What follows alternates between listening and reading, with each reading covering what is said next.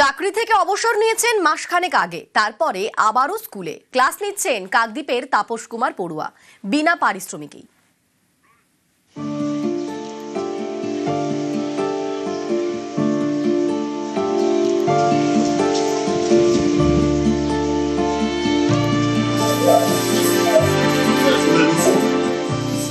তিনি তাপস কুমার পড়ুয়া গত 30 এপ্রিল চাকরি থেকে অবসর নেন, কিন্তু স্কুলে শিক্ষকের সংখ্যা কম, তাই আবারও ফিরেছেন ক্লাসে।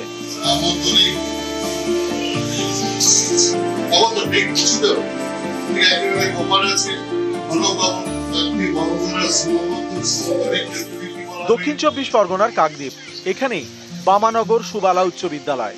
পড়ুয়া প্রায় 2500, শিক্ষক ছিলেন 25 জন। সম্প্রতি সুপ্রিম কোর্টের রায়ে 26,000 শিক্ষক ও শিক্ষাকর্মীর চাকরি যায়। তার মধ্যে ছিলেন সুবালা উচ্চ বিদ্যালয়ের 4 জন শিক্ষক। এর মধ্যে গত 30 এপ্রিল গণিতের শিক্ষক তাপস কুমার পড়ুয়ার অবসর। এতে শিক্ষকের সংখ্যা 25 থেকে কমে হয় 20 জন। স্কুল চালানো নিয়ে চিন্তায় পড়ে যায় কর্তৃপক্ষ। সমস্যার কথা বুঝতে অসুবিধা হয়নি সদ্য অবসর নেওয়া শিক্ষকের। স্কুলে আবার পড়াতে চেয়ে আবেদন করেন, তাতে সাড়াও মেলে। এরপর থেকে নিয়মিত ক্লাস করাচ্ছেন তাপস কুমার পড়ুয়া। এর জন্য কোনো পারিশ্রমিকও নেন না।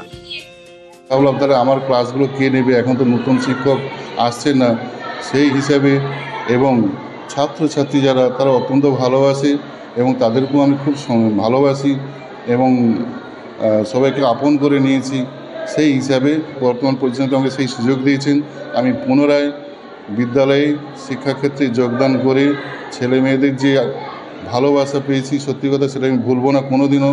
তিনি আমাদের যে এই যে ঘাটতিটা এবং এসএসসি ঢামাডোলের যে আমাদেরও বিদ্যালয়ে 4 জন শিক্ষক শিক্ষিকা মণ্ডলী আছেন, তিনি এটা অনুভব করতে পেরেছেন এবং অনুভব করে নিজে এসেছেন। ওর জন্য স্কুল ওনার কাছে চিরকৃতজ্ঞ। পড়ুয়ারা ফিরে পেয়েছে তাদের প্রিয় শিক্ষককে। আগের মতো আবারও চলছে ক্লাস। স্যার তো রিটায়ার হয়ে গেছেন, তিনি চলে গেছেন, কিন্তু আমরা তাকে ছাড়তে পারিনি। তিনি আমাদের ভালোবাসেন, আমরাও তাকে ভালোবাসি। তিনি ছেড়ে গেলেও বিদ্যালয়ে তাকে ছাড়তে পারিনি, আমরা তাকে ছাড়তে পারিনি। তিনি ফিরে এসেছেন, আমাদের কাছে আনন্দের।